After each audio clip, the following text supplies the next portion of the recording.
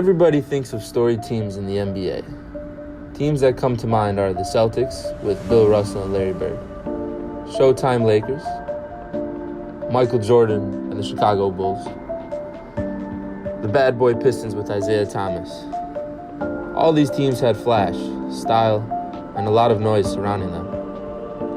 But the one franchise that likes to, quote-unquote, stay in the dark, the one franchise that keeps quiet, the one franchise that doesn't show flash, but has dominated the NBA scene for the past 20 years, are the San Antonio Spurs. By Tinta, that's just between the legs, crossover, quick spins in the tape.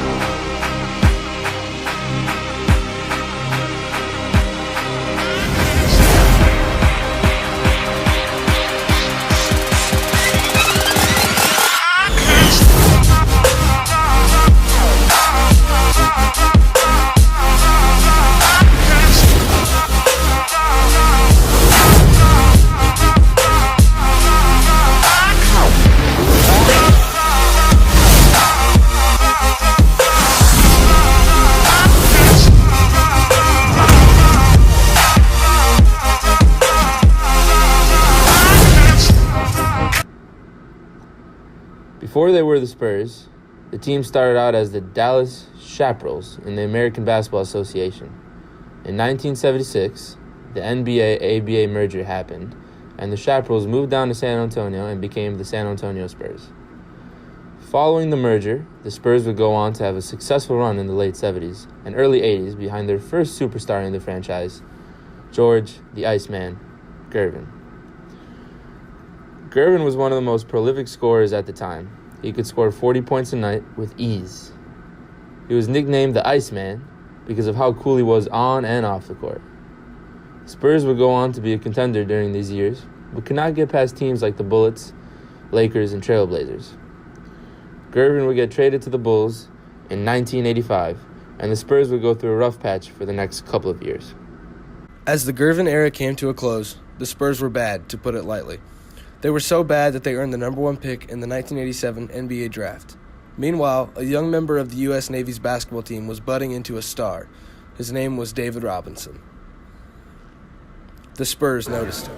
The San Antonio Spurs select David Robinson from Navy.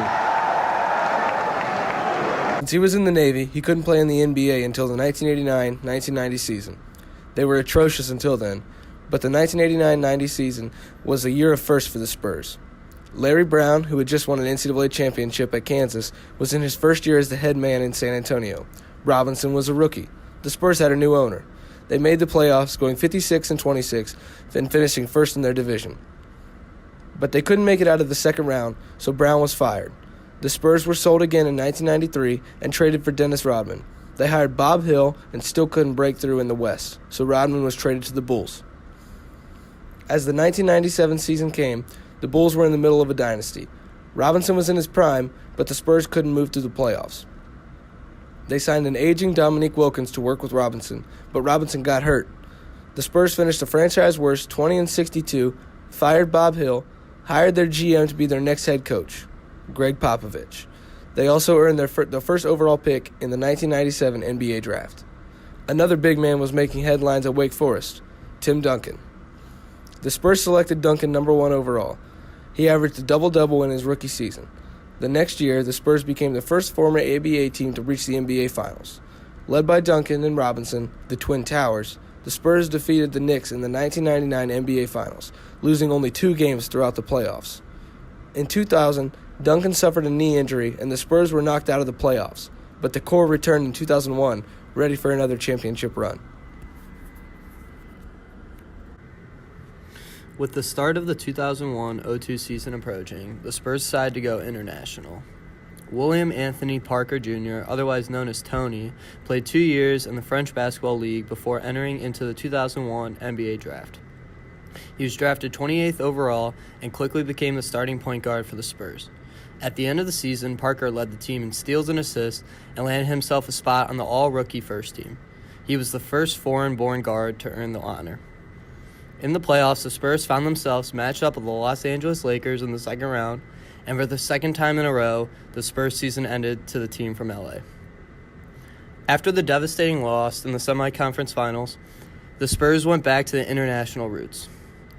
Emmanuel David Ginobili Macari, or Manu Ginobili, was an Argentinian and Italian professional basketball player who found his way to the NBA. Ginobili, like Parker, impressed many in his rookie season and ended up being named to the all-rookie second team at the end of the 2002-03 season. Ginobili was seen as the scoring threat that helped the Spurs surpass the Lakers and later led them to an NBA championship later that season. This was the creation of the Big Three. With Duncan, Parker, and Ginobili, the Spurs became the powerhouse of the West. Winning 3 championships in the span of 6 years, the Spurs started to become a household name, and the Big Three grew bigger and bigger. However, the Spurs also had a nice supporting cast to go along with their big name players. With players like Robert Horry, Nick Van Exel, and Michael Finley, the Spurs were the team nobody wanted to face in the 2000s.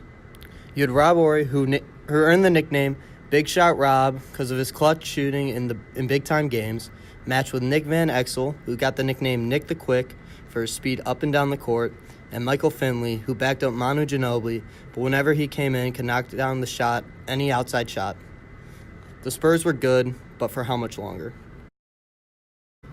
In the decade since the organization's incredible run of 1999 to 2007, the San Antonio Spurs continue to see sustained success on the court. While the names on the back of the jerseys have changed, the success of the team has remained a constant.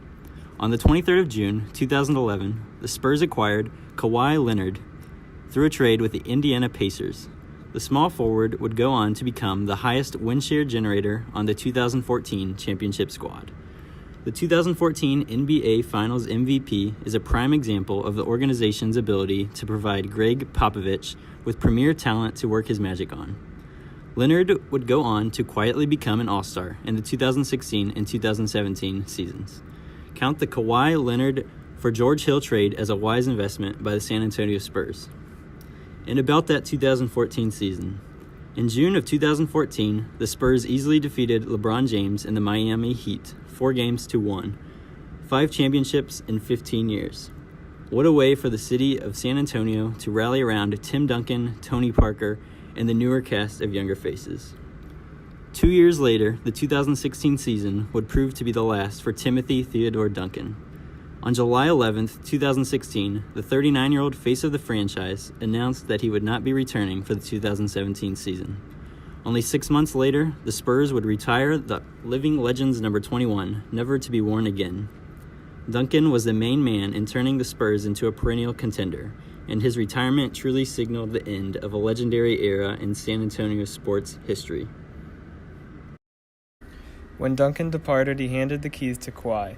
In turn, Kawhi, who is not only a perennial Defensive Player of the Year candidate and in the MVP talks nearly every season, was now faced with the task of leading one of the most successful franchises in the NBA over the last 2 decades, a tall task for the quiet 26-year-old. Despite garnering Finals MVP with his efforts and leading the team to its most recent championship in 2014, something unusual is happening in San Antonio this season. They were making headlines before the playoffs. Rumors have been swirling about Kawhi's growing discontent with the franchise after his nagging quad injury that limited him to 9 games this season. Back in January, ESPN's Jalen Rose claimed Kawhi wanted out of San Antonio. Kawhi's frustrations have been growing for years now, as he is reportedly unhappy with the franchise's inability to acquire top-tier talent. I hate to say this into a microphone, but I'm on a television show that people actually watch, so I want to say this. I hate to say this. Kawhi Leonard wants out of San Antonio. Kawhi has a player option for the 2019-2020 season if he does want to walk, which leaves the Spurs with a tough decision. Keep their superstar in hopes he has a change of heart, or trade him so they aren't left with nothing. To add to the franchise's future uncertainty, they are tied for the oldest average age roster in the league, while some of their top-tier players are in the mid to late 30s. To make things worse, their best player this season's contract is up after the year after Kawhi can leave, and even if Aldridge does re-sign, he'll be 35. The unspurs-like season only grew worse this year while dealing with the loss of their superstar player for the majority of this year. The team's streak of 18 straight 50-win seasons was snapped, and the future of the NBA's model franchise for success is beginning to be in question.